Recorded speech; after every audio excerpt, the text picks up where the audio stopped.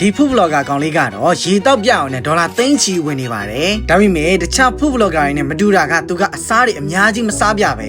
ရေတစ်မျိုးတည်းကိုပဲအရသာခံပြီးတောက်ပြတယ်နောက်ပြီးအသင်စားအစားအသောက်တွေကိုလည်းဈေးကြီးပေးရတဲ့ဟိုတယ်စားတွေလိုမျိုးစားပြပြီးသူ့စိတ်ထဲရှိတဲ့အတိုင်းမှတ်ချက်တွေထိုင်ပြီးနေတော့တာပါအထူးဆန်းဆုံးကတော့ဘယ်သူမှမဝတ်တော့တဲ့အရင်ခေတ်အနောက်တိုင်းဝတ်စုံကိုတစ်ချိန်လုံးဝတ်ထားတာပါပဲဒီလိုလူတွေအမြင်မှာသူကယူးကြောင်ကြောင်ဖြစ်နေပေမဲ့အမှန်တကယ်မှာတော့သူ့ကိုအားပေးရတဲ့သူတွေအရန်များလုံးလို့သတင်းမီဒီယာတွေကတော့သူ့ကိုအင်တာဗျူးလုပ်ပြရတဲ့အထိပါပဲဆိုတော့ဒီလိုလူတွေအော်အော်တောင်းနေအားပေးကြတဲ့သူရဲ့နောက်ွယ်မှာအကြောင်းရင်းတစ်ခုခုရှိမှာကတော့အသေးချပါပဲကဲဒီနေ့မှာတော့ရေတောက်ပြပြီးငွေတော့ပိုက်သွားတယ်ဒီ YouTuber ရဲ့နောက်ွယ်ကလှုပ်ဝက်ချက်တွေကိုပြပြပေးပါမယ်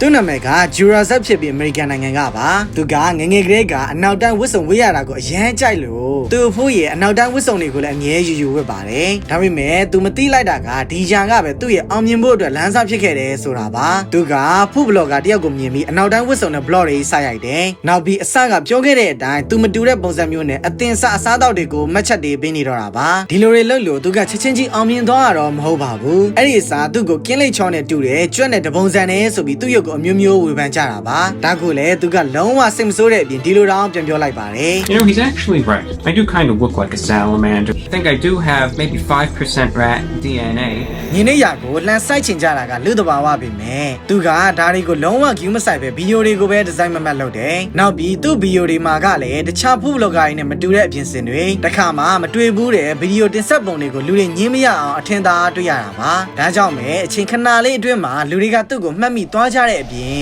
အသင်စားအစားအသောက်ကုမ္ပဏီတွေကပါသူ့ကိုကြော်ညာတွေရိုက်ဖို့ကန့်လန့်တော့တာပါဒီလိုကြော်ညာအစားအသောက်တွေကိုလည်းသူကမှန်မှန်ကန်ကန်ပဲဝေဖန်ပေးတာမို့လို့လူတွေကပူအားပေးလာကြပြီးတော့အောင်မြင်မှုတွေကိုလည်းအသာလေးရောက်နိုင်သွားတာပါဒီနေရာမှာတခုသိစေချင်တာကနာမည်ကြီး blogger တွေတောင်သူတို့ကိုလူတွေအမြဲမှတ်မိနေအောင်လို့ပုံစံမျိုးစုံစူးစမ်းနေကြတဲ့အချိန်မှာသူကတော့စမ်းသစ်တဲ့ပုံစံနဲ့လူတွေရဲ့အမြင်ကိုဖန်ဆားနိုင်ခဲ့ပါတယ်နောက်ပြီးကိုရိုင်းကလည်းသူများနဲ့မတူပဲကိုပုံစံအတိုင်းဗီဒီယိုတွေစနစ်တကျဖန်တီးပြီး creator ကောင်းတစ်ယောက်ဖြစ်ချင်တယ်ဆိုလို့ရှိရင်တော့လာမယ်ဇူလိုင်လ9ရက်နေ့မှာဖွင့်မယ် content creation premium class ရှိနေပါပြီ3လလုံးနေမှာတစ်ချိန်ပဲဖွင့်ပေးတယ်သင်တန်းဖြစ်ပြီးတော့လူချက်ရမ်းများတာမို့လို့အမြန်လက်ဦးထမှာစိတ်ချရမှာပါနောက်ပြီးဒီသင်တန်းတွေကိုတက်ပြီးသွားလို့ဘယ်လောက်အထိထိရောက်သွားလဲဆိုတာကိုအခုပဲသိရတော့မှာပါကျွန်တော်ကင်မရာရိုက်မယ်ဆိုလို့ရှိရင်လည်းဘယ်လိုရိုက်ကူးရမလဲပြီးကျွန်တော်တို့ head room တွေဘယ်လို head space တွေဘယ်လိုထားရမလဲဆိုတာလည်းသိရှိသွားတယ်script ဘိုင်းမှာဆိုလို့ရှိရင်လည်းပေါ့နော်အရင်လိုကိုပြောချင်တဲ့အကြောင်းအရာတွေအများကြီးလျှောက်ရေးပြီးတော့ဖောင်းပွားနေတဲ့ script ကြီးမဟုတ်တော့ဘဲနဲ့ဒီ audience တွေစိတ်ဝင်စားမယ်ဒီကြစ်ကြစ်လစ်လစ်နဲ့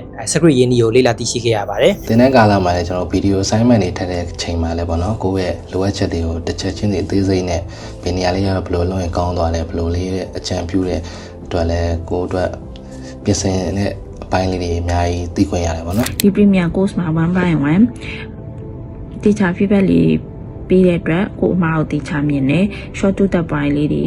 သင်ခန်းစာဗီဒီယိုလုပ်ပေးထားတဲ့အတွက်လည်းပြင်းစရာမကောင်းမဲ့နဲ့တေချာလိုက်ကြည့်ဖြစ်ပါတယ်သင်တဲ့အသေးစိတ်ကိုတော့ Creative Bus Academy Messenger ကနေစုံစမ်းမေးမြန်းလို့ရမှာဖြစ်ပြီးတော့လူနည်းနည်းနဲ့ထိထိရောက်ပဲသင်ပေးချင်တာမို့လို့လူရည်ကိုတော့ကန့်သတ်ထားပါတယ်ခင်ဗျာကျွန်တော်ကတော့ထုံးစံအတိုင်း Creative Bus Academy ရဲ့ founder အောင်စုပိုင်ပါသင်တန်းမှာပြန်ထိကြပါမယ်ခင်ဗျာ